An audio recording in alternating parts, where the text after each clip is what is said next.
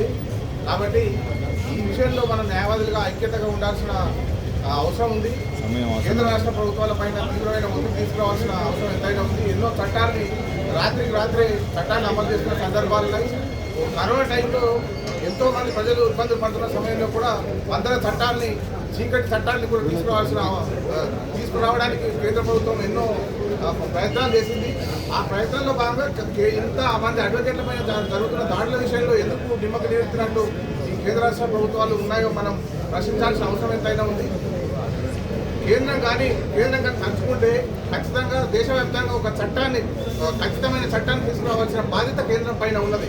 రాష్ట్ర ప్రభుత్వాలు వారికి ఉన్న అలిగేషన్స్తో వాళ్ళు తప్పించుకునే ప్రయత్నాలు చేస్తున్నారు. కానీ కేంద్ర ప్రభుత్వం ఖచ్చితంగా ఈ విషయం సీరియస్గా తీసుకోవాల్సిన విషయం ఎంతైనా ఉంది. కాబట్టి రాబోయే కాలంలో న్యాయవాదుల పైన దాడులు జరగకుండా ఉండాలంటే ఈ ఖచ్చితమైన చట్టాన్ని తీసుకురావాల్సిన బాధ్యత కేంద్ర ప్రభుత్వం పైన ఉంది. కేంద్ర ప్రభుత్వం ముందుగా ఆలోచించి ఈ దాడులు ఆపాలంటే ఖచ్చితమైన చట్టం తీసుకురావాలి.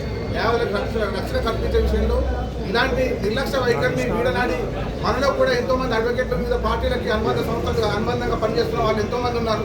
సీనియర్ న్యాయవాదులు ఉన్నారు. వీళ్ళంతా కూడా కేంద్రం పైన ఎందుకు ఒత్తిడి రావట్లేదు. బార్ కౌన్సిల్ మెంబర్లుగా ఉన్న వాళ్ళు ఉన్నారు, పనిచేసిన వాళ్ళు ఉన్నారు. వీళ్ళంతా కూడా ఏ ఒక్క రోజున కూడా ఆ న్యాయవాదుల పైన జరుగుతున్న దారుల మీద ఒక్కరోజు ప్రశ్నించే సందర్భం కూడా లేదు. కాబట్టి ఈరోజు మనమంతా ముక్త కంఠంతో ఈ ప్రభుత్వాన్ని ప్రశ్నించాల్సిన అవసరం ఎంతైనా ఉంది. కాబట్టి డెఫినెట్గా మనం న్యాయవాదుల రక్షణ చట్టం కోసం పోరాడాల్సిన సమయం ఆసన్నమైంది.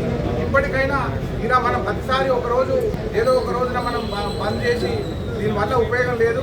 రేపు మనకి ఏదైతే అన్యాయం జరుగుతుందో అన్యాయం పైన పోరాడాల్సిన అవసరం ఉంది. అందుకు అనుగుణంగా ఎలాంటి పోరాటాలు చేయడానికైనా మేము న్యాయవాదులుగా అందరం సిద్ధంగా ఉండాల్సిన అవసరం ఎంతైనా ఉంది. కాబట్టి భవిష్యత్తులో కావాల్సిన కార్యాచరణకు సంబంధించి రాష్ట్ర ప్రభుత్వం పైన కేంద్ర ప్రభుత్వం పైన ఒత్తిడి తీసుకురావాల్సిన బాధ్యత మనందరి పైన ఉంది. దానికి నా న్యాయవాదిగా నేను సిద్ధంగా ఉన్నాను.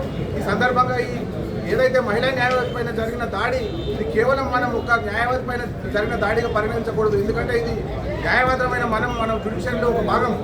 న్యాయవాదులకు ఏదైతే కామన్ మ్యాన్కి సమస్య వచ్చినప్పుడు ఆ సమస్యల మీద పోరాడాల్సిన బాధ్యత మనకు ఉంది.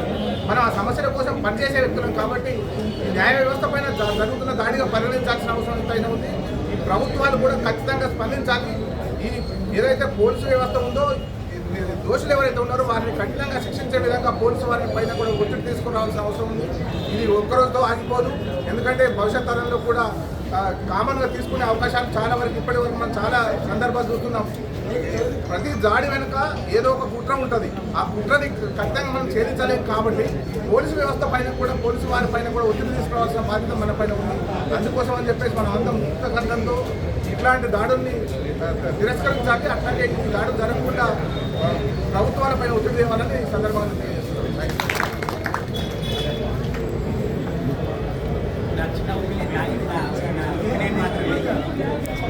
ఎక్కడైనా సరే ఏ న్యాయవాదికైనా అటాక్ జరిగినప్పుడు కానీ మనం చిన్నగా మనం గవర్నమెంట్ ఎంప్లాయీ కానీ కూడా అటాక్ అయినప్పుడు పెన్ డౌన్ చేస్తాం. మన జడ్జెస్ కూడా అన్యాయంగా ట్రాన్స్ఫర్ అయినప్పుడు కానీ ఎవరికైనా అటాక్ చేసినప్పుడు మన అడ్వకేట్స్ మాత్రమే మనం ప్రొటెక్ట్ చేస్తాం. వాళ్ళకు మోరల్ సపోర్ట్గా కానీ చేస్తాం. మన జడ్జెస్ కూడా మన కూడా మోరల్ సపోర్ట్ చేయాలని అవుతున్నాయి. ఇంకోటి ఏంటంటే మనము ఎవరైనా అటాక్ చేసినప్పుడు వేలేరాదు వాళ్ళేరాదు అని అంటున్నారు. వాళ్ళని కొడతాం అన్నారు. ఇది నా ఒపీనియన్ మాత్రమే. మనము ఏదైనా కంటెంట్ ఆఫ్ కోర్టు అన్నప్పుడు ఏదైతే బార్ కౌన్సిల్ యాక్షన్ తీసుకొని నిజంగా ఉన్నప్పుడు సస్పెండ్ చేస్తారో ఇలాంటి అటాక్ చేసినప్పుడు ఎవరైతే వేలేస్తారో వాళ్ళపైన కూడా కంటెంట్ ఆఫ్ కోర్టు లాగా ఇలాంటివి వేయగలుగుతారా అని నా ఒపీనియన్ మాత్రమే. ఇది నా ఒపీనియన్ మాత్రమే. అలాంటివి ఏమన్నా ఒకవేళ బెయిల్ వేస్తే వాళ్ళకు చేసే అవకాశం ఉంటే ఒపీనియన్ మాత్రం.